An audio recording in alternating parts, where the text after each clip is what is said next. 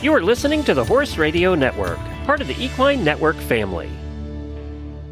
This is episode 220 of Horsemanship Radio, brought to you by HandsOnGloves, the all-in-one revolutionary bathing and grooming gloves. Horsemanship Radio is a part of the family of the Horse Radio Network, and today we meet a producer, a reporter, a TV anchor, and also she's a horse advocate. And then we have Katy Negranti. She's the horse girl, well, all the way from the other coast. We have coast to coast today.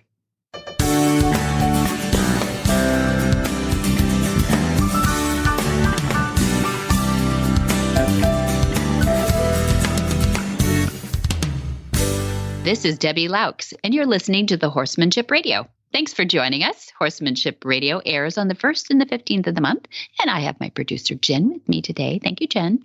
Thank you. It's nice to get together with you again. We do this twice a month, and we get to sit down and chat about all sorts of things. And it's really fun because we get to chat about all sorts of things from very much that global view.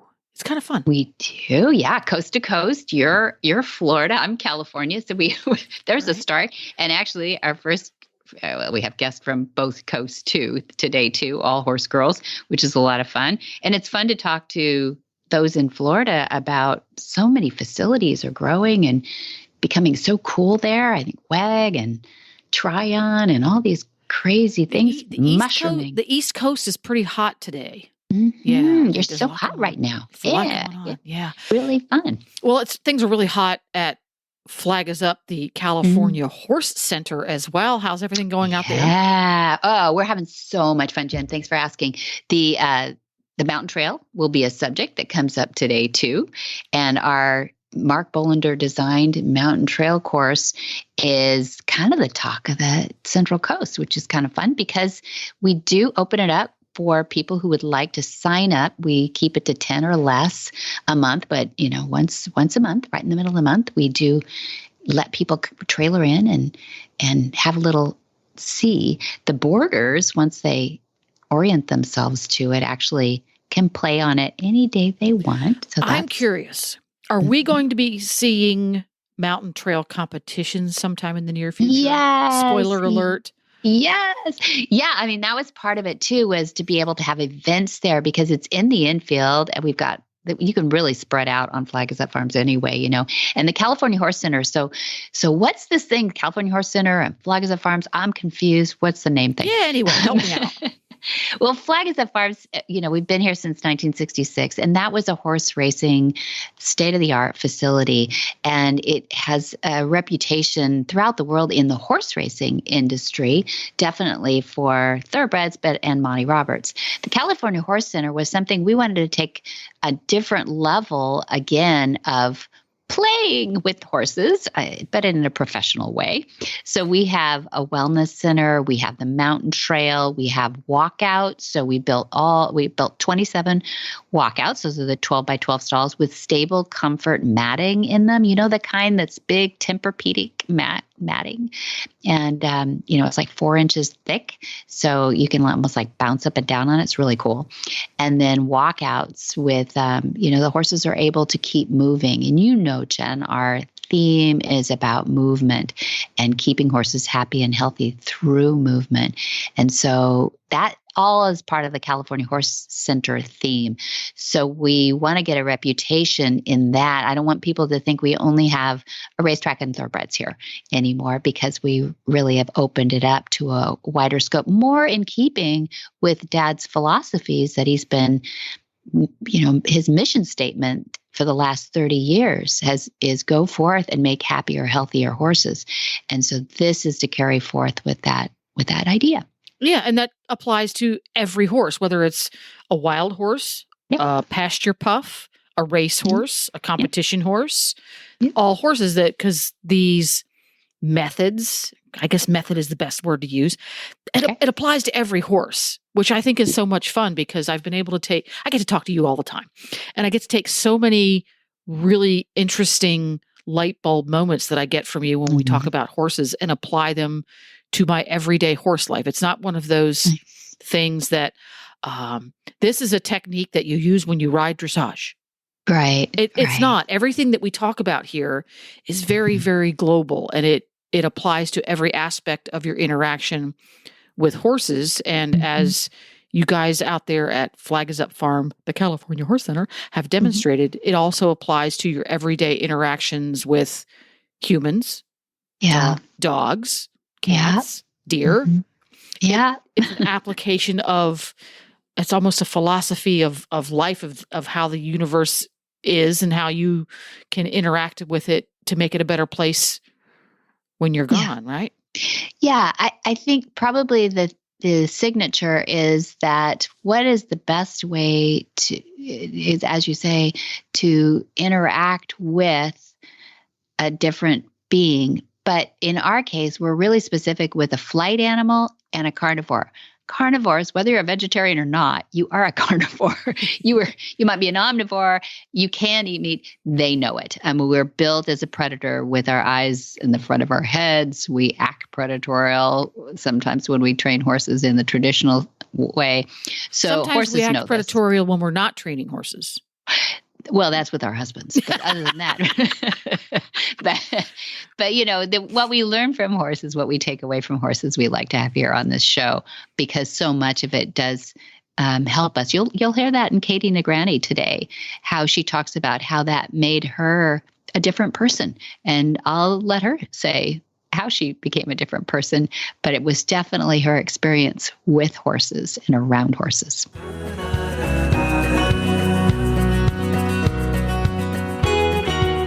Hands On Gloves is the #1 ranked multi-award winning patented animal shedding, bathing, grooming gloves that animals prefer for their generous massage that they provide.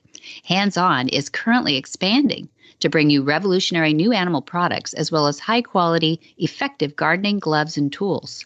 Hands On Gloves will change the way we tackle everyday animal and gardening activities, making those efforts faster and more effective. Whether you have a house full of cherished fur babies, a garden full of prize-worthy vegetables, a ranch of prized livestock, or the best rose garden in town, Hands On Gloves provides you with the tactical tools you need to get the job done right. They're non-abrasive with flexible round tips and strong nylon fabric. They make the perfect grooming gloves. Find Hands On Gloves at your local retailers or at handsongloves.com.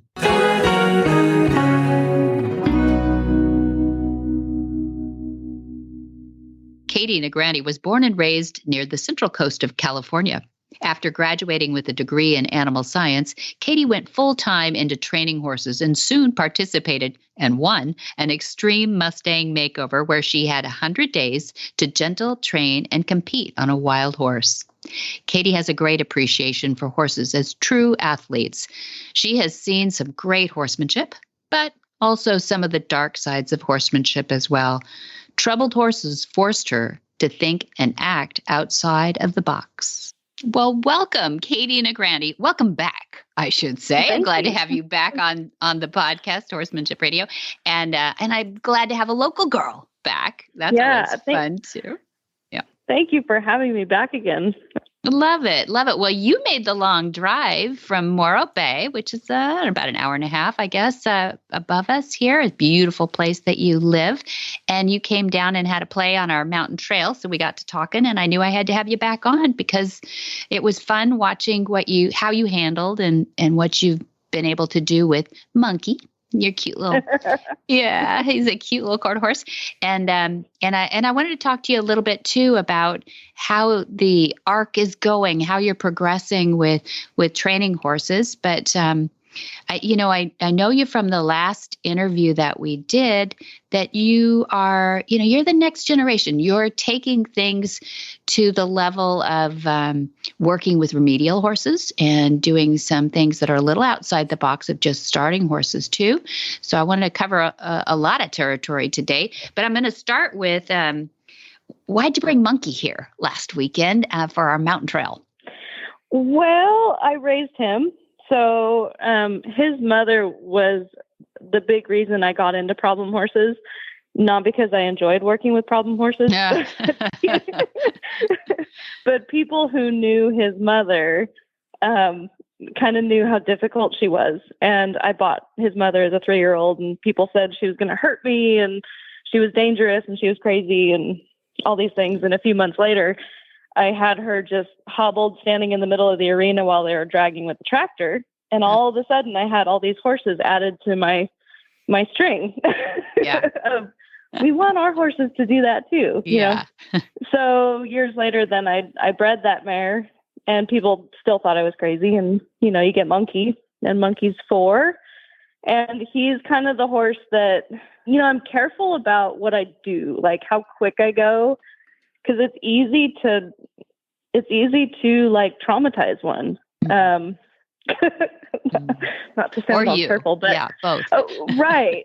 So, you know, hearing about what you guys are doing and the opportunity and really you guys kind of make us do it on the ground first, not make, but you highly recommended doing the obstacles from the ground first. And I was all over that, because a lot of places you go, they don't really want you doing that. I don't even get that. Do you get that? It doesn't make any sense to me, but you know, we're different. You know, right. And so that was a great opportunity, because this colt, you know, he's 4, but he's only had 100, maybe 120 rides over the last 2 years, just because I've been busy with other things. And so he was my pick to bring, because he was ready to go out, and he was ready to go out somewhere that it was going to be, you know, a controlled environment, but a challenging environment at the same time. Oh, that's good. So that's good. Yeah. That's good. I didn't even know. I didn't ask you on the day, you know, about the whole background on him, but you did say that you had about 100, 120 rides on him. And what I loved about it is he does look young still. I mean, he's 4, but when was he born? What month? I mean, he was a July. Yeah. So he was I remember you said, yeah. Right. And so he did look like he's got some growth in him, but he was so chill.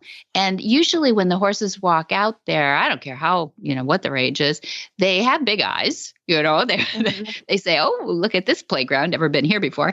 And we have these play dates once a month. So we do get to see new horses introduced to it. Can't imagine being introduced to it from the saddle, but we like that groundwork too. But, you know, when I walked up, you had him just kind of quietly hunting the trail. I love that term, hunting the trail. You had him extended out from you, and you were sending him quietly, not at any speed at all, over and over again, while you just gently talked to us and to him.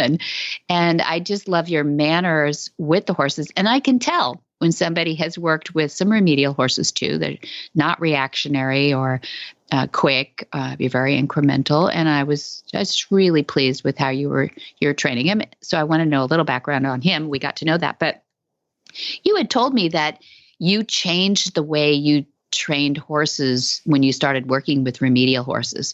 And maybe you've kind of answered that, but I was curious about that. What were some of the things that you changed from maybe the way you were thought about training horses to how you had to handle a remedial or problem horse? Well, the biggest one was going from, instead of trying to fix something from the saddle, is fixing it from the ground. Because a lot of horses, you know, people, you know, once I started getting those horses, people wanted their bucking problem or their bolting problem, or, you know, whatever their trouble was when they rode, they wanted that fixed. And I felt like the horses knew tricks, or they had like triggers from being ridden. So it was like, well, I can't really efficiently do something from their back, nor did I want to, you know, because most of them are pretty dangerous. Yeah. So it was digging into going a different route. And the safe way for me, and a productive way, was just doing it on the ground. And then the other part, like with the groundwork, was instead of doing a lot of stuff on the end of a rope, was doing a lot of stuff at liberty. Because the truth comes out when you turn a horse loose. Yep, that's true. And even just simple round pen stuff, which a round pen can get kind of a bad name. I don't use a round pen to chase one or make them tired or, you know, like make them behave. But using a round pen to see what you have, and then working on a way to connect with that horse while they have the freedom to move. Yes. Because you can't make them do anything. But finding a way to connect with them while still allowing them to feel like they have control over what happens to them, which I feel is really important. Love that. Yeah. And a lot of people think, I guess, outsiders, let's call it, that liberty training is a lot of trick training and, kind of a fun little game to play and everything too. But I get what you're saying about if you're inside their head, it's because they can make their own decisions and they're reading your physiology and your body language as much as you're reading theirs. Why do you think round pins get a bad reputation? What is this chasing thing all about? I don't even understand it. Well, that's always been the criticism I've heard is, there's taboo with a round pen because it's easy, or when I've seen people use one that aren't in the mental mode, they go around and around and around and around and change directions and kind of hustle them, in turns. And I'm not really sure what what their goal is because I'm not them. But that tends to be like, ooh, round pens are bad for that reason. But kind of like with anything, whatever the tool is, you could easily use the tool for harm and not good. So clever. Yeah, that's exactly right. Dad, I think one of Dad's favorite sayings is it's not the hands that hold anything. It's not the tool, or the equipment, but it's the hands that hold it. And it's what you do with what you've got too. And body language is so important anyway. So that has nothing to do. That's why I like the liberty thoughts too, that there's so much you can do to partner with a horse. But so is this now getting to be, every horse comes through the gate is remedial, or are you having fun with just some starters like Monkey too? Well, I've done the problem horses for almost 15 years. And, it's a lot of work. And I kind of had a little bit of like a breakdown a few years ago. I was doing this program, or I watched this, it was like a commercial or an ad, on Facebook. And it's this guy that sits out in the middle of a pasture and he's got these horses that are just laying down asleep around him. Mm-hmm. And my first thought was, this is a bunch of baloney. Like there's some sort of trick to this. Like this guy's teaching him how to lay down or, so me being the skeptic, I signed up for the program. And the very first thing they teach you is how to be mentally present, is how to be able to sit and not be thinking about anything. And I didn't realize that was actually a thing, that you could actually sit and not think. I did not know that. Yeah. Right. And it started like my husband would fall asleep really quick at night. I'm like, how do you do that? And he goes, I just don't think about anything. And I got mad at him because I thought he was jerking my leg. And then when I did this program, and that's the first thing they teach you is just sit and be mentally present. And so I started practicing that, and I'd go out and I'd sit in my round pen and I'd have a horse out there and I'd sit there. And as soon as I would not think, I'd fall asleep and I'd wake up to a horse standing over me. Aww. And it was so frustrating because I couldn't just sit there. I had been so wound so tight for so long, and I guess exhausted, that it took me a while to get to where I could sit for a period of time without passing out. And the very first horse I had lay down next to me was actually Monkey's mother. Oh, and I sat in the middle of the round pen.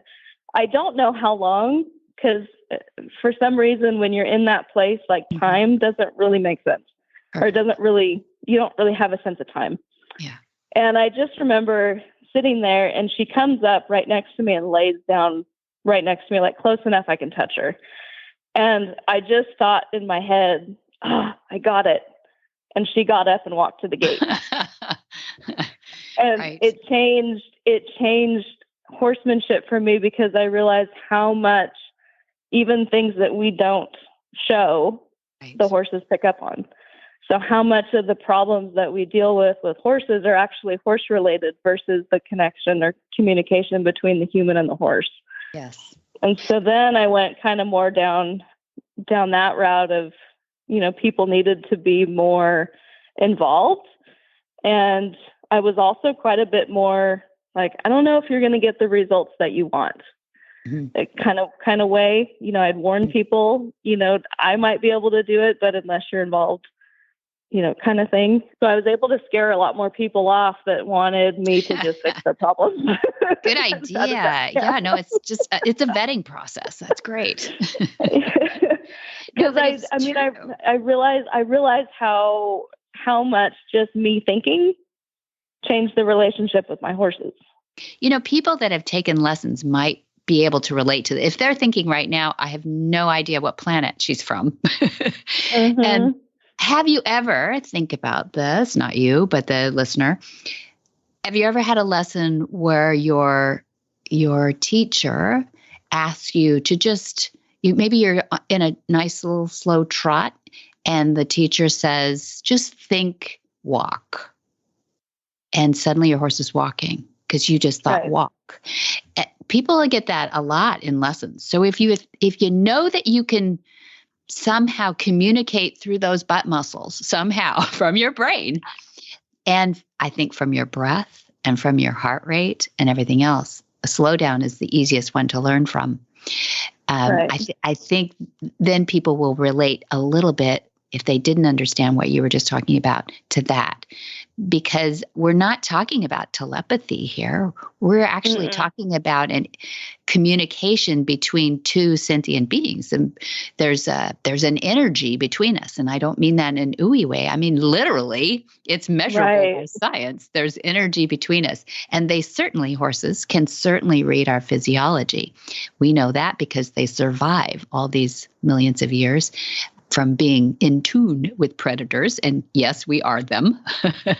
They're in tune with heart rates and breathing rates and everything else too. So it's so cool that I know you said 15 years, but you're young and you've gone the full arc here. I mean, you have a little baby right now, 2 years old and everything too, I think, right? Are we 3 yet? How old's your baby? No, she was 19 months as of yesterday. Oh, there you are. So she's a baby. Yeah. Yeah.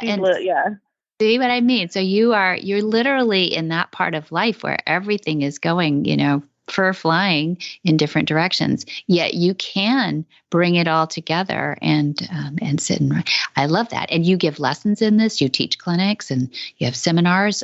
What's the most fun you have during the day when you get up, Katy? I don't know. Never really thought about that. I kind of enjoy my life. That's pretty good. If you can say, I don't know, that means that you don't live and breathe for dinner or, something like that. That means that when you get up in the morning, you're doing exactly. Don't they say that if you do what you love, you never work a day in your life? Right. Does that fit you? It does. That's nice. It does, for sure. I mean, there's definitely days that are harder than others. Sure. But that's part of it. Yeah. Teaching can really take it out of you because it sometimes it can almost feel like people draw from me and I get more tired than they do. So that I don't know if you've ever experienced that, but of course, yeah. But I enjoyed helping people find what I've been able to find, and then I'm still on that path of trying to find deeper stuff and. But that experience that few years ago was the turning point for me in my approach to things and how I looked at things. And I never looked at a horse the same after that. So it helped me actually become a lot more patient with horses, as well as dig into, if they're not cooperating, there's usually a reason. Instead of looking at it as that horse is being a whatever or choosing to do whatever or is a whatever, looking at it a little deeper as to there's a reason they're doing it. Yeah. And can we help that? Yeah. Look in the mirror, huh?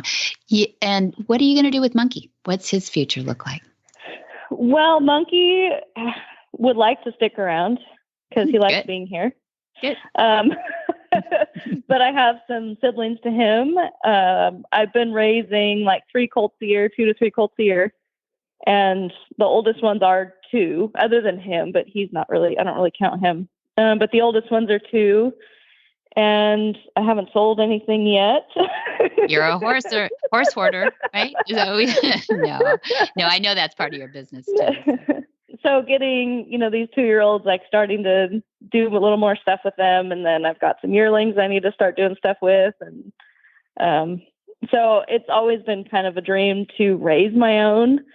And that's just, because of Monkey and the stallion owner, from him, she got the ball rolling with that. And, so it's fun. Here, if you want to breed your mare, here you go. And that was that was the beginning of the end. Yeah, we won't ask the husband. Yeah, no, it's wonderful. It's wonderful what you're doing. We're so fortunate to have you right here at Morro Bay, so close, and have such good influence on so many people. I hope you'll send more to our mountain trail. We love sharing that and love watching the horses learn from it. And people are having fun. It's the only one in California, which is kind of crazy. I'm not sure why, but we're happy. And we love being in Central California. Works out great for people that come from down south or up north. And we had to go all the way to Eugene, Oregon. I think I told you, to find one of these. Yeah. And theirs is indoors. Ours is outdoors. But we love ours because it's sort of enclosed. It's the infield of the racetrack. So I guess the horses can't go too far.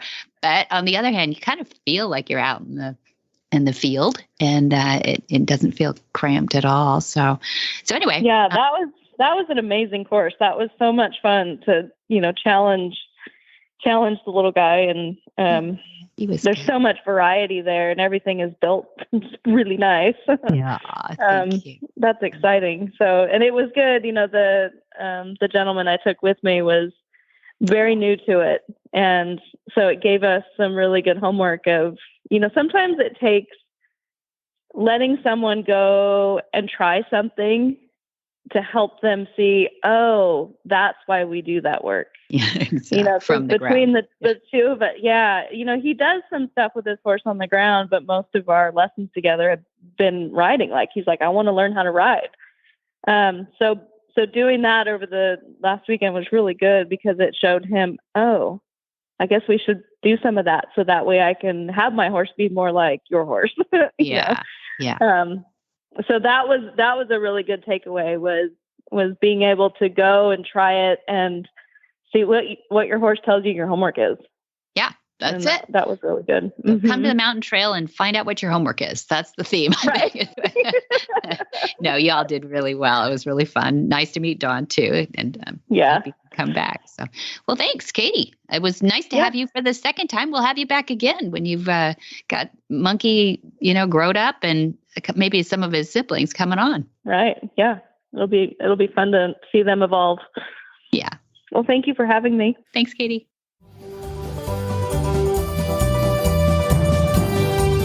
A couple of years ago, I don't know how long ago it was now, but we had you on a number of our shows talking about the Equus Online University, which had just come out. It has developed. It's become better with the search engine in it, and it's become better with the forum because we have such an amazing a lot of those forums, people get on there and go, oh, no, you're not. Yes, you are. No, you're not. Yeah, usually it ends up with the whiners on forums. Exactly. Right. And it's not. What I see is a mentoring. Actually, it's almost the polar opposite.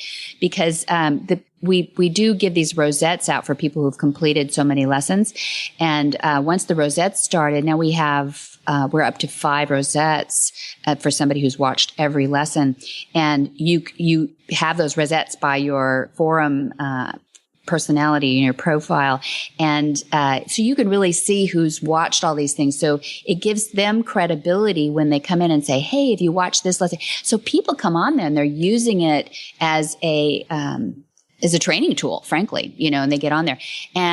And I'm not bragging on the university as the greatest training tool, which I think it is, but it's also a great place for people to be mentored as they begin their journey with horses. It really is cool. So when they watch the lessons, and they can watch them over and over again as many times as they want, they get the lesson notes, they get audio, they get visual, and then they've got the forum to kick around too. Plus we've got now since 2004, every week, without fail, we put up a Q&A from Monty himself. He chose the question, he answered it, and we put it in a database. And that's actually free for everybody to search and get to. It's open on our Equus Online University. In other words, it's a non-subscriber open source forum too. Not forum, but a Q&A base. The forum is not. You're behind a subscriber wall for the forum, just so we know who's talking. But it's been an incredible experience, actually, to put these together with Stefan Peters and Will Simpson. You know who I'm talking about. These guys have won everything in their worlds.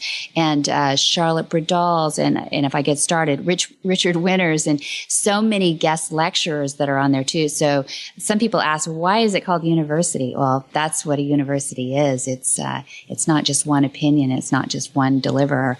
And I think that's the difference between everybody is putting out a YouTube these days, and they're free.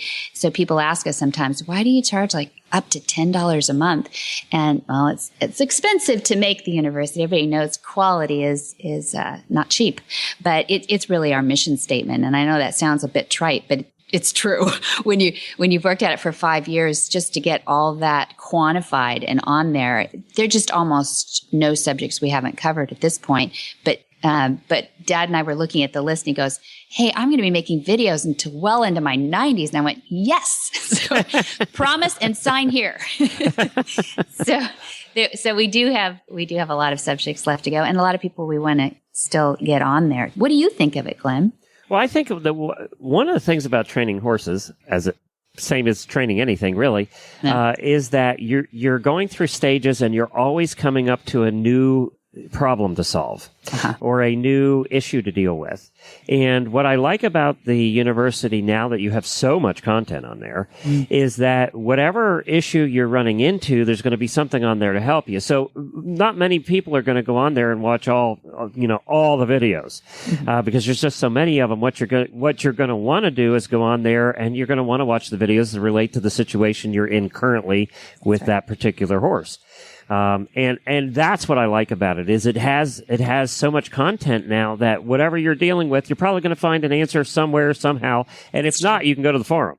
Yeah. So, that's what I really like about it, is wherever you're at now is where you can find that situation. Plus, YouTube is so full of crap now. And I'm not saying that every video on there is crap, but we all know what we're talking about. Yeah. There are some that are. And, one of the things that I really like about this is, you can trust it. That what you're seeing is something you can trust. I've tried doing repairs on appliances and things off of YouTube videos, and some of them are good, some are not so good. And one of the things I couldn't get back together again. So that at least you didn't hurt yourself. That's right. Good. So that's what I really like about it. And for that, yes, it costs a few pennies to do it, but it's worth it. Nice. It's worth it to do it right. Yeah. Yeah, that's it. And it is tried and true. Everything on there is so tried and true. If not, they'd be throwing tomatoes at us in the forum. But it really does work. And we are so happy that so many people have been interested enough at least to go there, and I should plug in the website right now is www.montyrobertsuniversity.com because people can get a free day pass on there and go see what we're talking about, and check out that search engine too. You can put in the weird little keywords and you find all kinds of crazy stuff. It really is cool, and it breaks it down by not just the lessons first, then it goes into the Q&A database, and then it goes into the forum. So you can actually pick and choose where you pick up those keywords from too. So it's great. And then you also have little challenge questions, which I love, the little tests at the end. There's always 4 questions at the end of your lesson to make sure that, you were watching. And if you get it wrong, it just says, want to try again? And so by process of elimination, you get it right. And then it moves you on. And that's how you get your rosettes, that you've accomplished that lesson and that you get to move on. But what you just said is so important, because when we were setting this idea up, nothing really existed like it. We didn't want it to be first you have to do one, and then you have to do number two, and then you have to do number three. And like it was some sort of programmed process. Yeah, because that never works. It doesn't. No. Because we wanted people who were amazing trainers to jump in there and go, this is what what does Monty say about this? Or what does this trainer say about that? And they could be at a world-class level, or it could be a very beginner saying, where do I start first? And you can just go down the lessons if you want. But, it's like you said, if all of a sudden you have a horse that won't load and you didn't have one last week that didn't load, you go to the loading lessons, right, and it's a whole series on it. And it's MontyRobertsUniversity.com? That's it. Yeah. Thanks for asking. In 1998, Cynthia Smoot received the prestigious Emmy Award for A Real-Life Horse Whisperer, the story of Monty Roberts, who helped revolutionize horse training with his nonviolent methods. One of the highlights of that story was doing a join-up with Shy Boy, the Mustang, under Monty's guidance. That would prove to be a serendipitous moment as Cynthia became and remains active in wild horse advocacy. In 2017, she adopted a BLM Mustang to be her equine partner in wild horse advocacy. Mustang Dream, 2018 USEF Reserve Champion in Western Dressage, is on Facebook, Instagram, and Twitter, where she tweets in First Horse.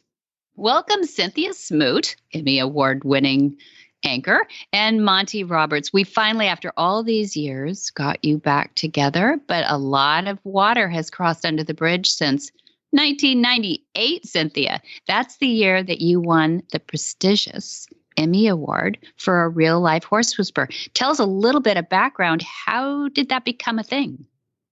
Oh, wow. It has been a few years ago, and I'm not sure at all that Monty remembers because so many people, I'm sure, have visited the farm since I was there. But what happened was I read his book. I was so touched by the book. I already had a horse in my life, and I found out that he was coming to Gainesville, Florida, to the Canterbury Center.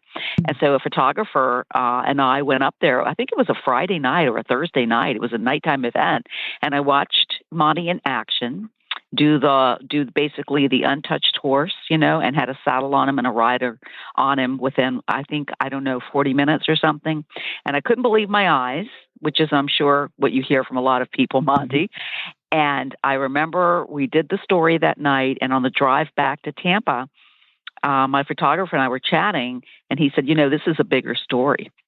I said, I know. Do you think we should go pitch it to my boss, our news director, because he's all the way in California, right? And we're in Florida. Right. And we went in and pitched it to my boss and said, hey, there's a really bigger story here because this man's movement, while it's all about horses, it transcends horses. Mm-hmm. And my boss, to his credit, said, go to California, tell the story. Mm-hmm. And that's what we did. And so it was a producer, a photographer, and me, and we all came out there flew into Santa Barbara and got a rental and drove out to Solvang and spent a couple days there with you, Monty, and met Pat and met Shy Boy, and you gave me one of the honors of my life, which was to do join up with Shy Boy in the ring, in the arena. And of course I have that. That's in the piece as well, in the story. It ended up becoming about a 4 to 5 minute story that we submitted for an Emmy, and it won. So I won my Emmy with your story, which was so meaningful to me in so many ways, because it could have been for, any number of topics, but I just fell in love with you, your story, and I thought this has just got to be one of the highlights of my life. And also it set me on a course, too, in life, which we can talk about a little bit. But because wild horses are now my passion and my advocacy in life. And I heard that. Mm-hmm. Yeah. Yes. And just remember that there's been tens of thousands of people that have met Shy Boy, and the same tens of thousands of people that have heard the story of Shy Boy. And yet I don't think anyone else has ever won a national award because of telling that story. So there was talent coming from both ends of this. And he's a miracle. He really is a miracle. I think you are too, with that in mind. But he was 4 years old when you met him. He was 3 when he was captured in 96.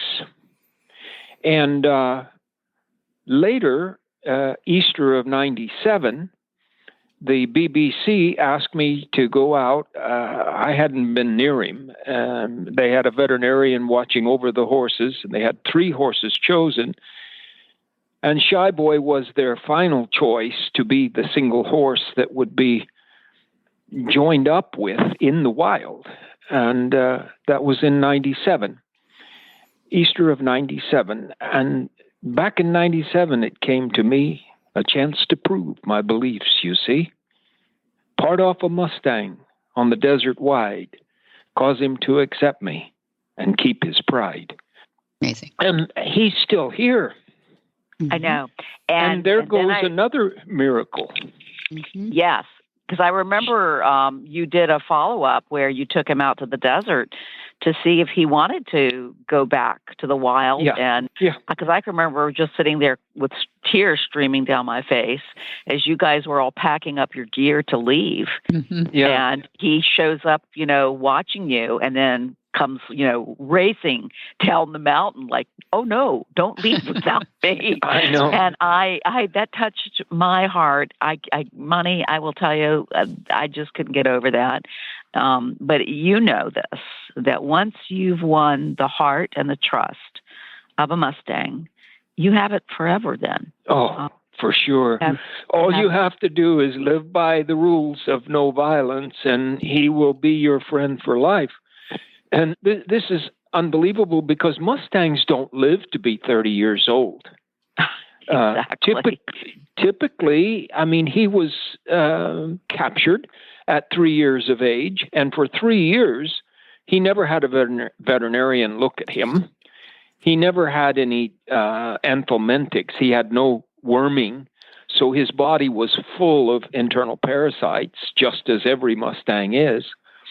And those, in their episodic venture to become adults, those internal parasites go through the walls of the arteries and the veins of the horses, and they leave little scars. And at 15 or 16, when age starts to set in and the tissues don't heal as well as they used to, they die. And most Mustangs die at 15 or 16 years of age if they live that long. But to live 30 years, somebody is up there saying it's worth keeping him alive. And he still bucks and plays and has fun. It's just incredible. Debbie came about a year ago, and I had him out with another Mustang, and he was in a different kind of field, and Debbie thought that he wasn't getting along just right, and he was starting to, deteriorate pretty rapidly. And I said, Debbie, he's 29 years old. He's going to deteriorate. And she said, well, I'd like to try another little system here of a walkout stall and a turnout where he had a horse on the other side of the fence and not in competition with him. And you can't believe it. He went back about 5 or 6 years in his energy and his desire to live. Mm-hmm. So we're on the same team here, and I appreciate you as much as you do this horse or me. Yeah. Oh, and I definitely appreciate you. I mean, Monty, it has been, I knew when I left the shoot and we all flew out that day, I knew that this mission you were on, because one of the things you told me was you were a man on a mission, and that you were going to go forward and share this with the world. And of course you did. And of course, in such a way with Queen Elizabeth, as we have seen over the years, and what a profound meeting that was for you and for your mission. But everybody I know that is an excellent horseman or horsewoman incorporates your technique and your beliefs into what they do. I mean, I see it time and time again that the most successful people out there that I consider to be great trainers. And my trainer is one of them. And she uses join up, and she's got a Mustang in training right now that she's doing remarkable things with, because, of what you have, what you have imparted to people throughout the years. And so, you have succeeded. You have done exactly what you told me you were going to do. Well, I'm so pleased that you recognize it that way, but let me throw a bit of a slant on that, in that I was at Hartpury College in the middle of England, and a man came to me and introduced himself as John Groom from the BBC. And he said, I was speaking with Her Majesty, Queen Elizabeth, and she's telling me that she wants a documentary done by the BBC where you will do something that you wish you had done but never did, because she thought that there were things that you hadn't tried that you wanted to try. And I sat there for a while at Hartpury College in the grandstand there thinking, what is it that I haven't done that I wish I had done? And it suddenly came to me that I did this at 15 years of age. I went out and parted off a Mustang and caused him to join up. I saddled him and rode him back to the camp, to the ranch headquarters, where there was about 20 cowboys there. And you can't believe the embarrassment that I suffered when they said, you're a lying so-and-so, and they used all the words. Somebody broke this horse and turned him out. You didn't go out there and find a Mustang and do this. And then they told my father about it, and he literally broke several bones in my body, beating me up for having done this, because he said I could have been killed. Well, he could have killed me too. But anyway, they didn't believe it. And I never told anybody else about this because I got so much guff when I told the story. And so I said, I have done this, but nobody believes that I've done it, and I would love to do it again. I now have confidence after all these years. I have confidence. I was 15 at the time, and at the time that they did this, I was 62 or something, and I just knew I could do it. I had to have a rider because I had 5 surgeries on spinal fractures that my father caused, and I had a young man that I could put on him. But it went exactly as it did when I was 15.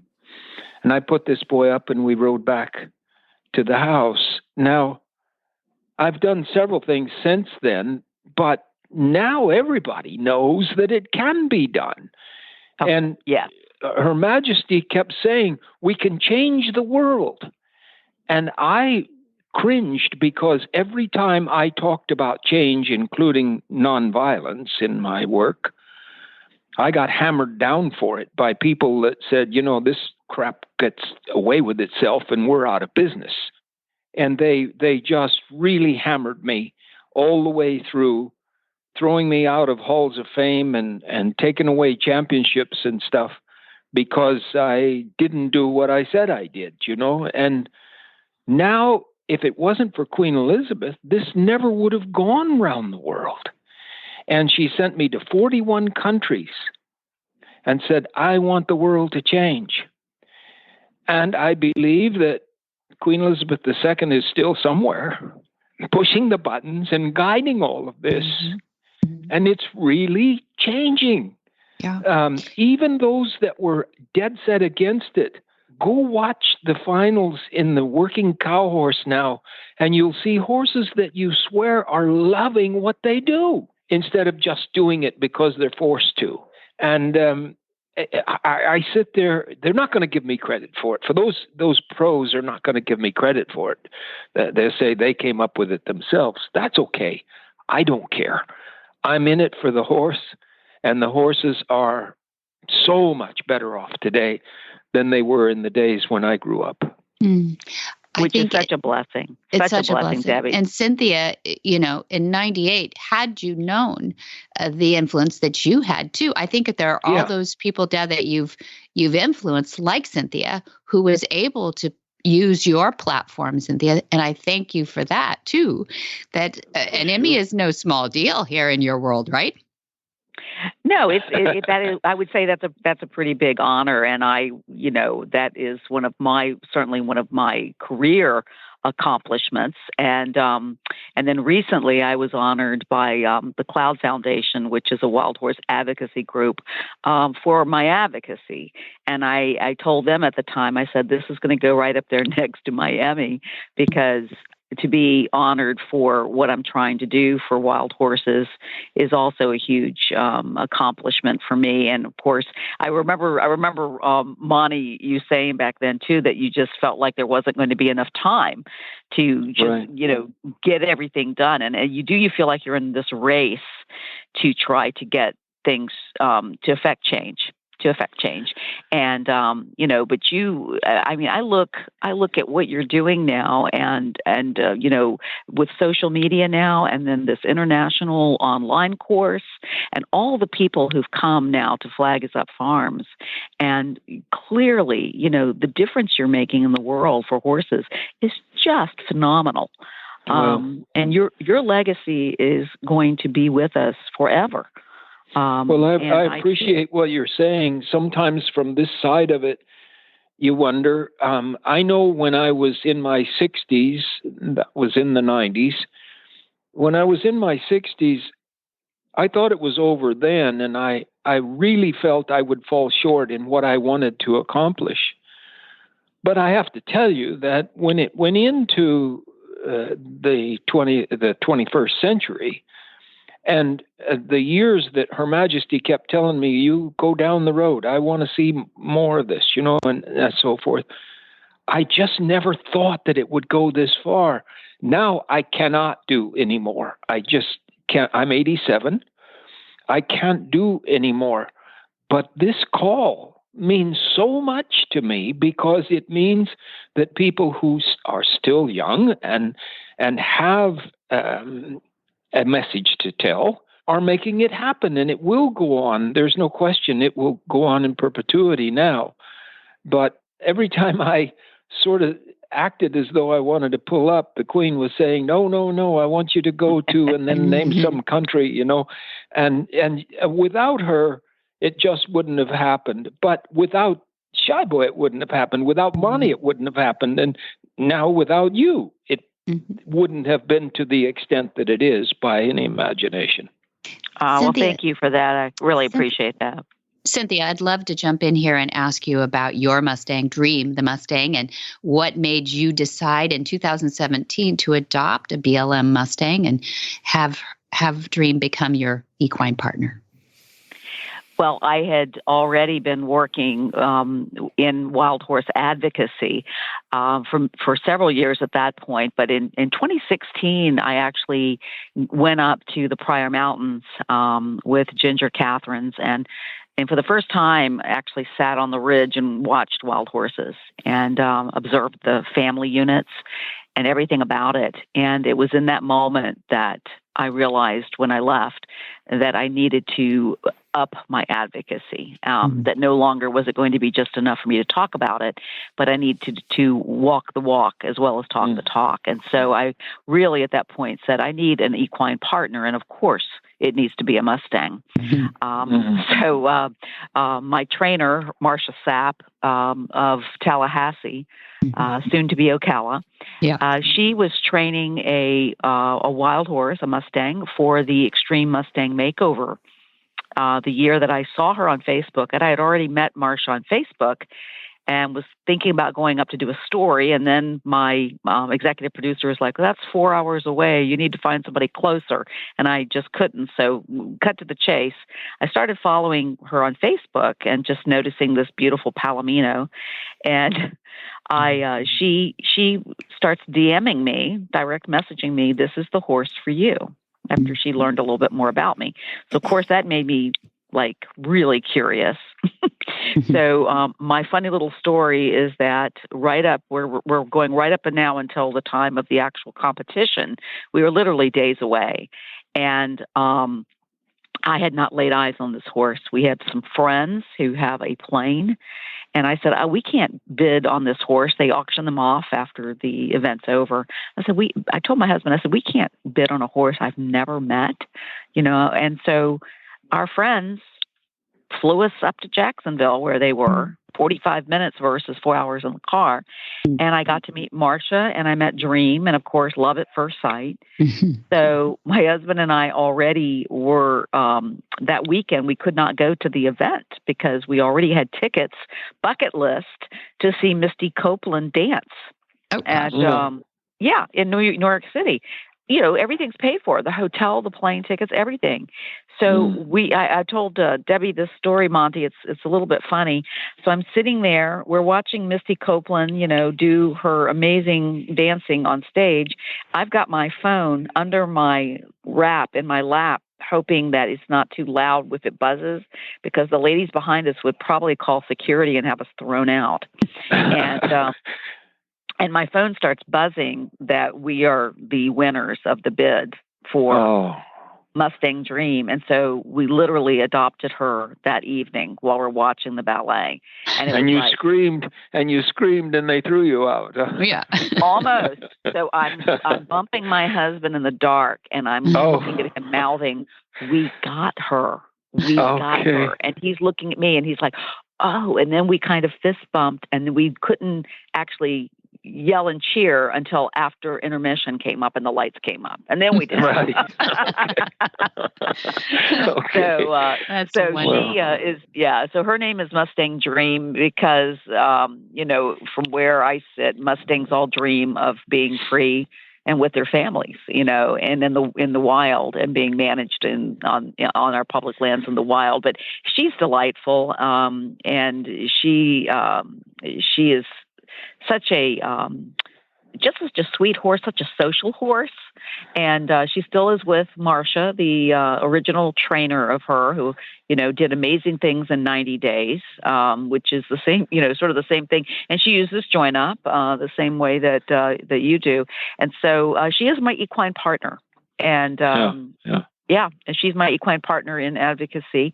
And I feel very fortunate that I have such a wonderful equine partner because it opens the door for more conversations then. It sure does. Yeah. Wow. What a story.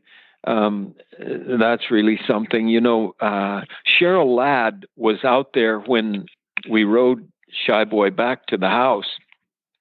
And the thing that concerned me most at that moment in time is I got this call, and Pat says Cheryl wants to come out and watch the ride in, and I hadn't even saddled him yet, and I didn't know it could happen. I mean, I thought it could happen, right? But you don't know for certain. And Cheryl just thought it was. She never doubted it for a minute, and she went out. Running out of the house up toward him with her hands in the air. And I thought, oh God, he's going to whirl and throw this kid on the ground. And he just let her go right up and love his head. And it was unbelievable. And looking back on it, it never should have happened this easy, but God does incredible things when there's a good goal that you're shooting for. Absolutely. And when that first experience is one of trust and understanding and, as you say, nonviolence, and when that's the way they are introduced, and unless they've had trauma before, because some are awfully traumatized in capture and holding, but if you're lucky that that step off that trailer into the first corral that is with a good trainer, the trust that is built there in those first moments, those first days, is the basis for everything to follow. Yeah. And I have watched Marcia now with wild horse after wild horse after wild horse, have them, ready to perform. And I don't mean just go around the ring, but I mean laying down on a pedestal, saluting, doing remarkable things, riding bridleless, So many things I can't even, doing musical freestyles in 90 days, in less than 90 days. Yeah, well, the first person never sees the most incredible things, really. But I've been so lucky to live long enough to see some pretty incredible things. But there's more to come. People are doing things now that I just didn't dream was possible. I saw a man run his horse 40 miles an hour down through the ring in the finals of the Rein Cow Horse National Championship this year. And that horse slid about 40 feet to a stop without any tugging on the reins or anything. He just told him to stop and sat down in the saddle, and he slid to a stop there. And as he slid, the guy's hat almost jumped off of his head, and it was sort of on the back of his head and sort of off on one ear, And he just left the reins on the saddle horn and put his hat back on and twisted it into shape. And I thought to myself, they're going to egg him. They're going to give him a 0 because he went off course, because you're not supposed to just stand there with the horse standing completely relaxed. And the next thing you do is spin 40 miles an hour in a 3.5 full turns, and the horse spun like a top. And then I find out 3 days later, he won the whole competition. This didn't happen in my day. If you stopped and let a horse just stand there after the stop while you fixed your hat, you were out. But now people are seeing it a different way. The horse didn't do anything wrong. So they're not, they're not punishing the horse for things they used to punish them for. Mm-hmm. And it's just unbelievable for me to go around the world now. And I'm having people tell me about crazy things they're doing. And then I go, and they're not crazy things. They're what I've been doing the whole time. But they've seen a video or they've watched something and or had somebody tell them. And the horses pick it up from there. They're exactly. And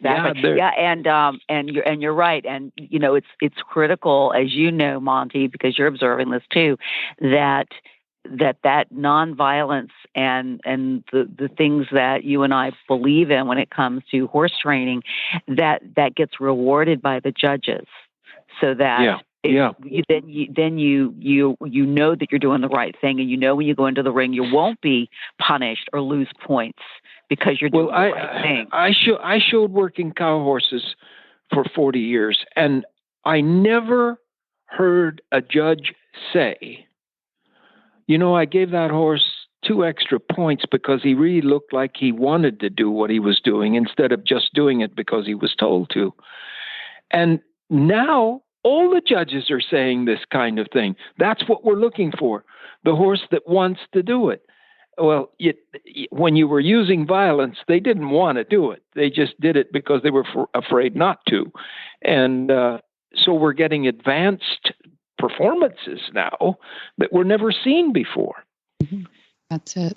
It's a willingness. Yeah, and that's huge. I think that's huge. I mean, especially if you look at it, I mean, you're talking about this in your lifetime. I mean, we're talking about the last 25 years, say 30 years. Yeah. And so that when you look at it from just the, the arc of time, that's pretty fast, really. So, hey, I applaud you. I applaud you for that. That's a blink of an eye in history. For all of horse training, it's a long. I call it the second oldest profession, right? Because horses have created civilizations for us, haven't they? They built our roads and everything. So we've been doing this a long time with the training of horses. So, well, you'll have to be out, Cynthia. You'll have to come meet Shy Boy Hurry Up. And I know, exactly. I definitely want to come back out and see Shy Boy and see Monty again too. And we will try to plan that, Debbie, sooner than later, because I will tell you that my heart horse, my first horse, he passed away at the age of 36 at the beginning of the pandemic. That's awesome. Good nutrition, good turnout. I think turnout is so critical. It is. A happy horse is just a healthier horse. Yes. And, So tell Shy Boy to hang in there for me. Okay. So I can get back out there and I'll do that. Okay, today. and see him again, and maybe I can figure out a way to box that Emmy up and get a picture with him. Wouldn't that be cool? Oh, Cynthia, we'd cool. love to see you coming down the drive. It would be really fun. The place is looking lovely. It would be fun to have you back. It would. And to know you and to hear these things you're saying is the biggest prize I've ever won, because I know where it goes from there, and I know how fast these things spread over the world. It's just incredible what took these thousands of years, 6,000 years since we domesticated horses, and it took all this time, and all of a sudden we've made the difference. You can credit the Queen, you can credit me somewhat, but you and the next generation, that's the ones that get the credit for carrying it on. That's passing the stick, if you will. Well, I intend to keep on keeping on doing that, Monty, and spreading your word. And I am always, you know what it comes down to is when you put the horse first, everything else falls into where it needs to be. Whisper the language of the herd. Listen, you don't have to say a word. It's time for Jamie Jennings to fetch an email from Monty Roberts' inbox and share a morsel of Monty's wisdom in a little segment we like to call Ask Monty. Leave this world a better place than mine. The magic in the language of the herd. Dear Monty, how do you cure a herd-bound horse? I have a horse that is so bonded to two other individuals that I can't take him away from them. I can't ride him to other locations, nor can I even put him on a trailer to transport him. He goes crazy. Monty's answer. When I was gathering the material for this book, it became apparent to me that separation anxiety was a far greater remedial problem than I ever imagined. I would estimate that variations on this question have come to me more than 500 times in the past 2 or 3 years alone. Horses are herd animals. Some horses are in more deep need of constant company than others. The horse that is perfectly happy while solo is rare. In the case of your horse, it seems that there is an intense desire to be in an environment with a companion. If your horse panics when his buddy horses leave the property without him, he is a herd-bound horse subject to separation anxiety and needs to be debonded. A horse that goes crazy when its companions are away is a danger to itself, others, and property. Separating your horses from one another gives them the opportunity to learn they can survive by themselves. If you have a small property and separation is not possible in your circumstances, you have other options. Join up is an effective way to cause your horse to want to be with you. This, in effect, is part of the debonding process. When your horse is comfortable in your presence, he is less likely to be stressed in the absence of other horses. In rare cases, I have seen horses change dramatically after nothing more than a good join-up. It seems that this procedure tends to say to them that they're safe. Spending quality time with your horse is part of the answer to this ever-increasing problem called separation anxiety. Once a good join-up has been accomplished and your horse is completely at ease with you, then you can bring into play another aspect to solving this problem. Borrow a friend's horse. Agree with a friend that you will trade animals for a short period of time, during which you will take care of their horse while they take care of yours.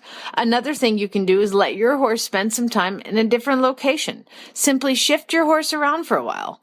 The deep bonding process will not take long. Once it has been accomplished, make use of the horse's new attitude by periodically introducing various new individuals into his life so that he accepts this kind of change rather than feeling a constant need to have specific horses around him and going ballistic when they aren't there. A good horse person should realize that overly bonded horses that are subject to separation anxiety create a danger to themselves and those who work with them. We should also realize that it is far more difficult to enjoy a relationship with a horse that is herd-bound than with one that is comfortable about being removed from his friends wherever you choose. One must realize and accept the fact that a time commitment, probably quite a substantial one, is going to be necessary in dealing with a horse such as yours. I enjoy these types of challenges, but I guess it's only fair to tell you that I have been accused many times of being maniacal in my desire to understand better the workings of the equine mind. For more of these insights into good horsemanship, go to MontyRoberts.com and click on the words Ask Monty at the bottom of the page. Where in the world is Monty Roberts? Monty is looking forward to meeting some new friends, two-legged and four-legged, December 17th. That's that Mountain Trail Play Day that we talked about. December 16th through 18th, we also have a Horse Sense and Healing for veterans and first responders. Then to January 2023. On the 14th, we have a Mountain Trail Play Day. And on the 21st, we have a Horsemanship 101. That is almost full. So if you're thinking about giving that as a gift or coming out yourself, scramble. Because I know we have some New Yorkers coming out for that too, and some fun people coming out for that. So it'll be really fun. You know Sarah Neer, Horse Crazy Girl? She wrote the book called Horse Crazy. Yeah. She and girlfriends are coming out for that one. Oh, So there you fun. go. Yeah. And then in February 2023, we have on the 4th, a Mountain Trail Play Day. On 6th through 10, we have a Gently Wild Horses course. 13th through the 25th, we have an introductory course of horsemanship. So that's the 2-week version. And then we have the modules that break that apart. So 13 through 15, we have introductory course module 1. Then 16 through 18, module 2. That's the join up. Then 20 through 22, we have the module 3, which is long lining. And then, of course, if you've taken all 3 of those and you've been waiting for one of those module 4s where you prepare for the intro exams, that is February 23 through 25. And then long-term thinkers, we have March 2023.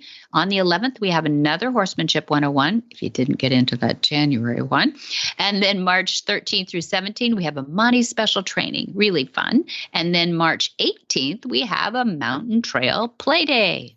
Dun, dun, dun. And if you didn't get all of that, it can all be found and so much more at MontyRoberts.com. That includes this podcast, by the way. This podcast, all of the episodes are posted at MontyRoberts.com, in addition to many other places. You can call Flag Is Up Farms and speak with a knowledgeable and helpful horse person, 805-688-6288.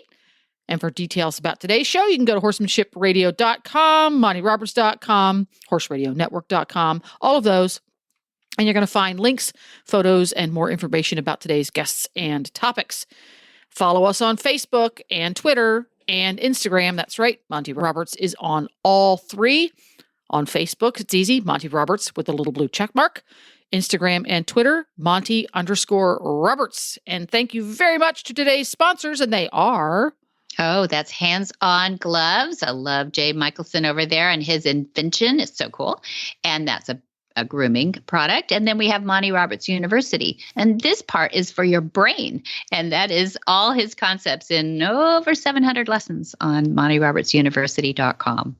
Be sure to visit all the other great shows, too, on the Horse Radio Network. There are many at www.horseradionetwork.com.